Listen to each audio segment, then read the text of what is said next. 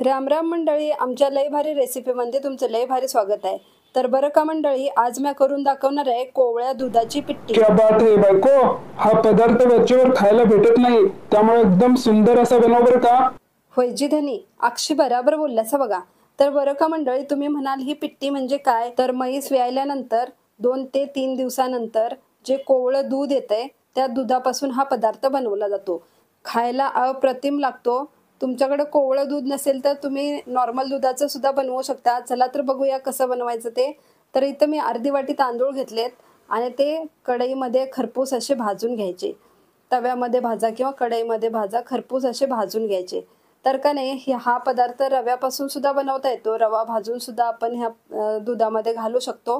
पण का नाही, तांदूळ घातल्यानंतर खूपच छान अशी टेस्ट येते। जे पारंपरिक आहे ते पारंपरिक पद्धतीनेच खायला मस्त वाटतं। म्हणून मी इथे तांदूळच भाजून घेतलेत बघा। हे असे सोनेरी होईपर्यंत तांदूळ भाजायचे आणि आता याला मिक्सरवर रवाळ असं वाटून घ्यायचं। इथं मी 1 लिटर दूध घेतलंय।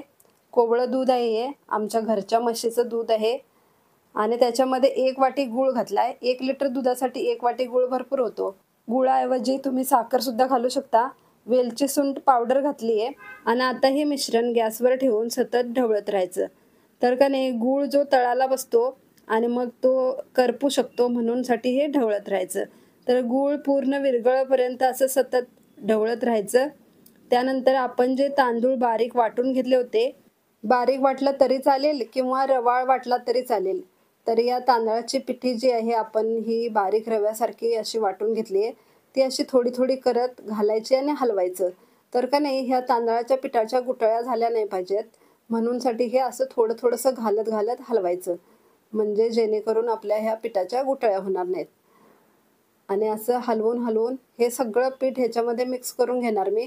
तुम्हाला जर जास्त दाट नको असेल तर पीठ थोडं ठेवू शकता, पण मी 1 लिटर दुधासाठी बरोबर असं मापाचंच पीठ बनवून घेतलंय। तर आता हे सगळीच तांदळाची पिठी मी त्याच्यामध्ये घातली आणि पुन्हा एकदा हलवत राहायचं। हे जे आपण पीठ घातलंय ना, ते सुद्धा पीठ तळाला बसतं, त्यामुळं आपण सतत ढवळत राहायचं हे आणि व्यवस्थित असं मिक्स करून घ्यायचं। याला उकळी फुटली की आपली पिठी तयार झाली। तर का नाही मंडळी, याचं एक सिक्रेट सांगते तुम्हाला। मी जो गूळ घातलाय त्याच्याऐवजी जर तुम्ही साखर घातला तर ही पिठी अगदी बासुंदीसारखी बनते। आणि हे गूळ घातल्यामुळे जे हे तुकडे तुकडे असे दिसतात तुम्हाला, दूध फाटल्यासारखं जे दिसतंय ना, ते साखर घातली तर दूध फाटल्यासारखं दिसत नाही। जर तुम्हाला असं आवडत नसेल तर तुम्ही साखर घाला आणि खिरीसारखं बनतं, म्हणजे बासुंदीसारखं बनतं, तसं सुद्धा खायला छान लागतं। पण आम्हाला हे पारंपरिक पद्धतीचंच आवडतं, असे तुकडे तुकडे झालेलेच खायला छान वाटतं, म्हणून मी अशा पद्धतीने केली आहे। तर बरं का मंडळी, तुम्हाला कशा पद्धतीची पिठी आवडते मला नक्की सांगा आणि हा पदार्थ नक्की बनवून बघा आणि कसा झालाय मला कमेंट करून सांगा। बायको, झाली का पिट्टी तयार, बघू बरं। होय जी धनी, एकदम रेडी आहे बघा। चला तर मंडळी, पुन्हा भेटूया नवीन रेसिपी घेऊन। तवरता राम राम।